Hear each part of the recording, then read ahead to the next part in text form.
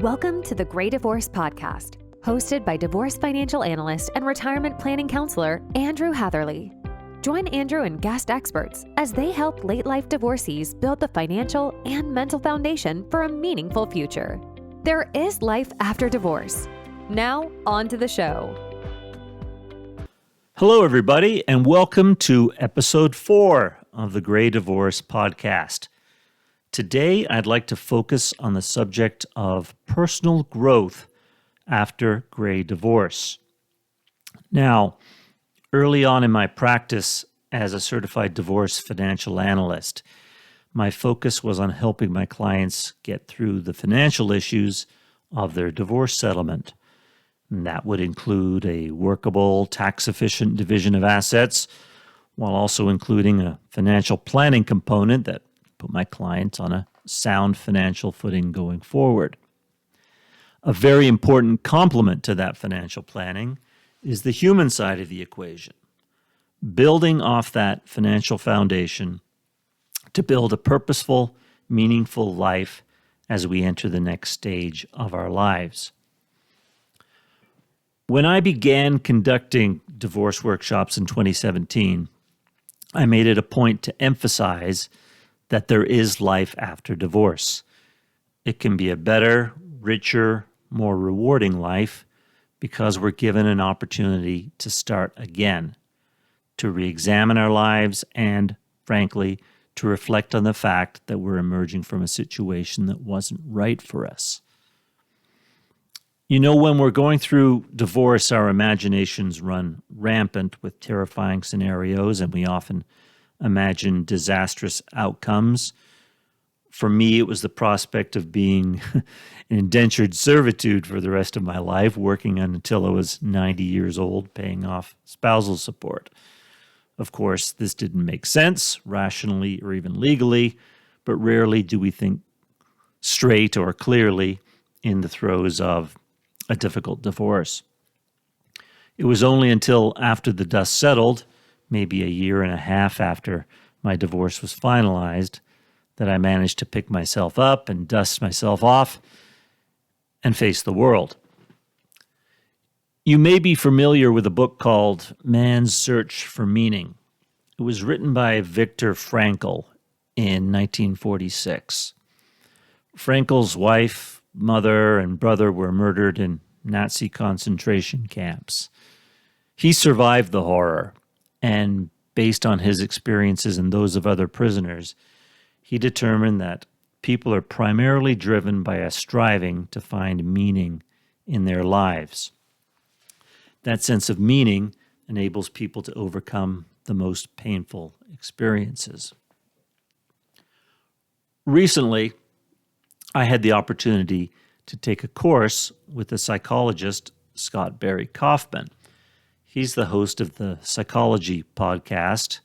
That's what it's called, the Psychology Podcast, and the author of the book Transcend, the New Science of Self-Actualization. Kaufman notes that many people who experience trauma, such as divorce late in life, or any time for that matter, not only show incredible resilience, but actually thrive in the aftermath of the traumatic event.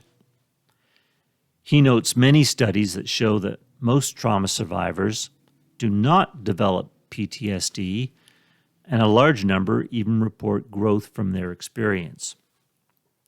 Kaufman cites research from psychologists Richard Tedeschi and Lawrence Calhoun.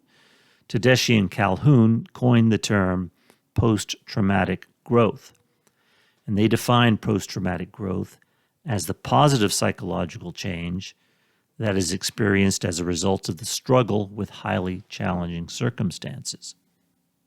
In July 2020, Richard Tedeschi wrote an article for the Harvard Business Review titled Growth After Trauma. In the article, he asks, what good can come of trauma?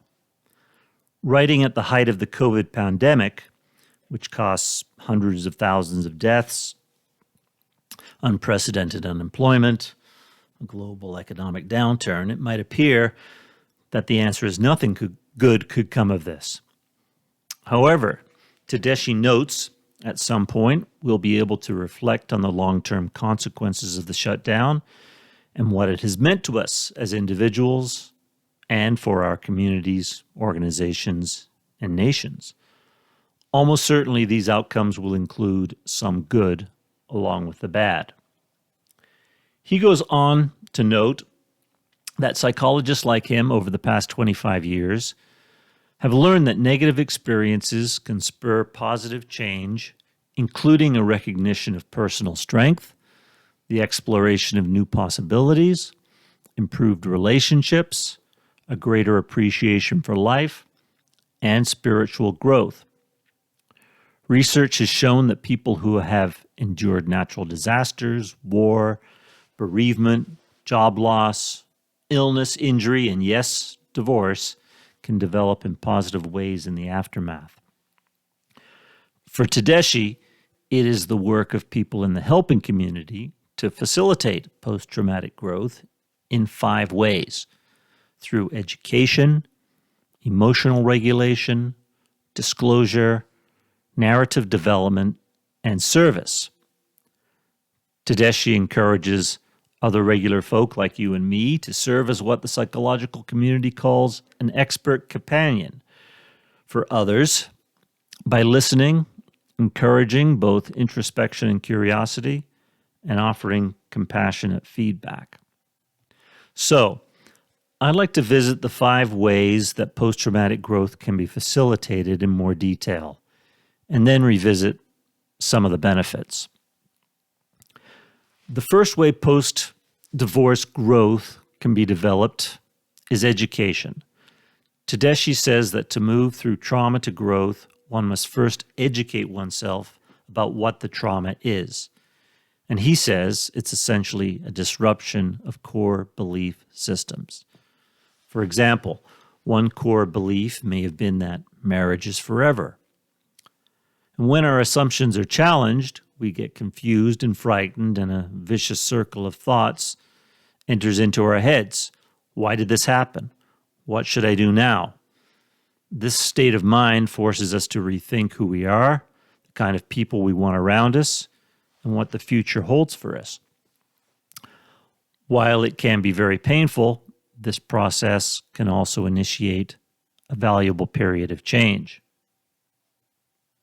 We can surely admit that divorce can provide some freedom from encumbrances and give us the opportunity to reevaluate our identities.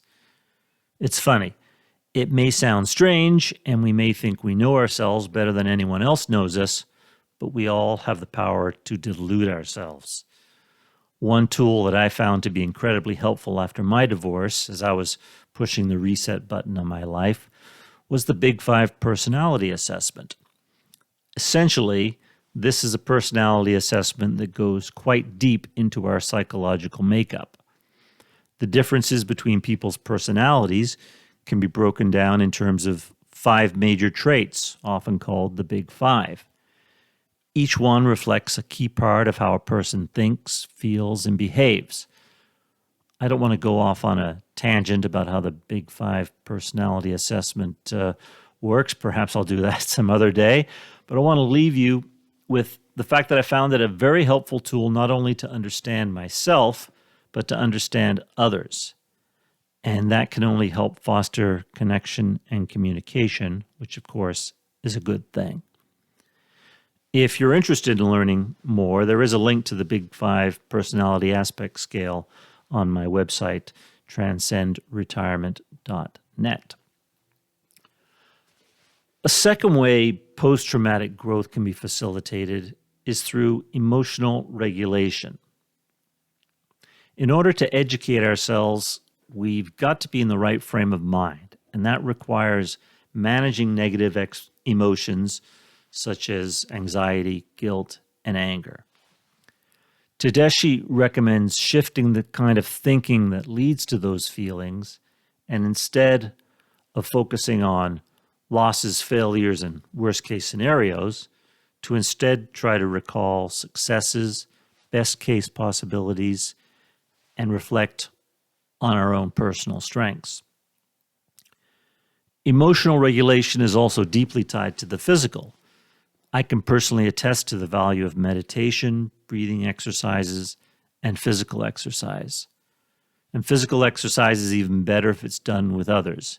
It's a virtuous double benefit of communication and just getting the body right, which works in concert with the mental. Tedeschi identifies disclosure as a third way of facilitating growth after trauma.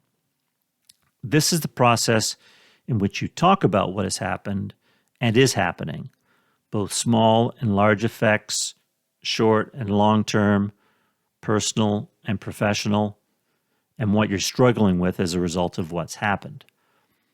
By articulating these things, we can make sense of the drama and turn debilitating thoughts into more productive reflections. Kaufman, in his book Transcend, does caution that it's only through shedding our natural defense mechanisms and approaching the discomfort head-on, viewing everything as fodder for growth, that we can start to embrace the inevitable paradoxes of life and come to a more nuanced view of reality.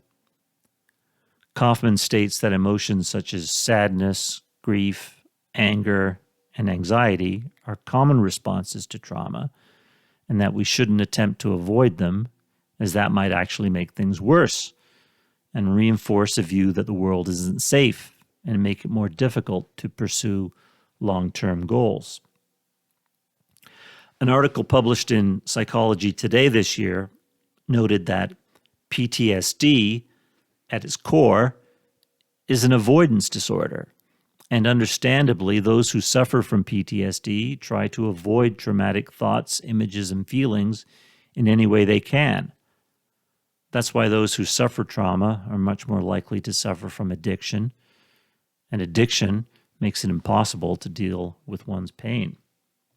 Sometimes, if we're helping someone talk about what a negative experience like a difficult divorce has been for them, asking a lot of questions can seem like an interrogation brought about by curiosity or even nosiness, rather than a sincere desire to help. Tedeschi suggests focusing on how the affected person feels and giving their concerns priority. The fourth way of facilitating post-traumatic growth is narrative development. And what this means is that you should try to produce an authentic story or narrative about the difficult period you've gone through, and imagine crafting your next chapters in a meaningful way. There are hundreds of stories out there in books, podcasts, and the internet about people who've gone through a difficult divorce after 50 and have managed to craft their own inspiring stories. Stories in which people have transcended victimhood, rebuilt their self-esteem, found fulfilling new jobs or creative pursuits, re-entered the dating world and found wonderful new relationships, and rebuilt relationships with their adult children and friends. In working on your own narrative, you can craft your own story about a traumatic past that leads to a better future, and you can serve as an inspiration to others. Post-traumatic growth can also be facilitated in a fifth very important way, and that is service. Tedeschi writes that people do better in the aftermath of trauma if they find work that benefits others, perhaps people who've endured similar trauma. This approach really resonated with me. All through my divorce and in the months immediately afterwards, I was beating myself up about the mistakes that I'd made in my divorce, mistakes that could have been avoided if I'd faced reality and educated myself about how divorce works. What I did was combine the ideas of building a narrative and service. So I decided to start a company, Wiser Divorce Solutions, and begin the Wiser Divorce workshops, essentially using my experience as an example of mistakes to avoid in divorce, and maybe also to provide some inspiration for people going through the same difficult event I went through. The bottom line is that by helping others, I help myself, by turning the negative narrative around. I also benefited from a very real helper's high in seeing the positive effect these workshops had on people in the throes of messy divorces. I mentioned at the outset of this discussion that psychologists have seen numerous benefits from adopting these tools of post-traumatic growth. Tedeschi and his colleague Richard Calhoun focus on 5 areas in which people report significant growth after a traumatic event, such as gray divorce. These are, and I'll deal with each individually, appreciation for life, personal strength, spiritual growth, new possibilities, and improved relationships. First, an appreciation for life. This essentially boils down to gratitude. When confronted with fear and loss, we often become better at noticing what we still have but may have previously overlooked. Most importantly, trauma can make us feel more grateful for the relationships we already have, or the new ones that we will develop. But other things we may have taken for granted, like a sunny day, a purring cat, or even light traffic on the drive to the gym. These can give us pause to be grateful, if only for a second. We've all heard the phrase, that which doesn't kill us makes us stronger, or if I can make it through that, I can make it through anything. Tedeschi and Calhoun point to personal strength as another key benefit of post-traumatic growth.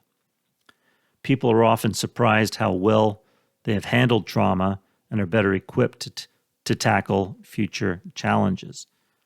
I know personally I've always been terrified of public speaking, but after my divorce, in preparation for presenting workshops educating people about divorce, I realized I would need to get over my fear of public speaking if I was going to effectively communicate ideas to a group of people. So I signed up for a local Toastmasters class. The effects were remarkable. I'm still a work in progress on the speaking front, but after a messy 9-month divorce, public speaking didn't seem so bad. In fact, I've adopted the saying, feel the fear and do it anyway, to try to propel myself to try new things. Another expression I use to continually push and grow in new ways is nothing great happens inside your comfort zone. Spiritual growth is a third benefit. Tedeschi notes that this comes from reflecting on the big questions that are often ignored in the routine of daily life. When trauma challenges our core beliefs, we're often forced to become much more thoughtful or philosophical in the attempt to design a life worth continuing to live. The 2 benefits of post-traumatic growth that particularly resonate with me are improved relationships and new possibilities. Tedeschi notes that improved relationships are often born of the need to give and receive support. Trauma can help us forge new relationships and make us more grateful for the ones we already have. It is essentially a bonding experience when you come through a crisis together with somebody. New possibilities are open to us after divorce simply because, by its very nature, divorce prevents the resumption of some old habits and roles. We have to adapt and innovate, and we have to have the courage and enthusiasm to test new paths and embrace change rather than fear it. Kaufman, in his book Transcend, notes that these 2 domains of post-traumatic growth, positive change in relationships and new possibilities, are associated with increased perceptions of creative growth. As we experience the benefits of post-traumatic growth and experience more meaning in our lives, we have the potential for great creative expression. 2 of the founding fathers of humanistic psychology, Carl Rogers and Abraham Maslow, believed that the height of self-actualization was creativity. And one of the key drivers of creativity was openness to experience, which just happens to be one of the 5 aspects of the Big 5 personality aspect scale. That's a subject we'll be returning to in future episodes of the Great Divorce Podcast. Earlier this year, Psychology Today published an article about post-traumatic growth. In it, they asked the question, who experiences most post-traumatic growth? Their research found that women tend to experience post-traumatic growth more than men. It's assumed that this has to do with a greater tendency of women to rely on relational support than men. The article noted that a woman's tendency to be more relationally connected than men reduces the likelihood of loneliness. And loneliness, of course, decreases the chance that a trauma survivor will experience post-traumatic growth. Social support is critical. And people are both hurt through relationships and healed through relationships. For now, I'll leave you with this thought. If you are emerging from great divorce, you can't turn back the clock to who you were as a husband or a wife. You have an opportunity to create a new identity. You have the opportunity to grow. Think of the diamond forged under pressure or the pearl that emerges from an irritating grit.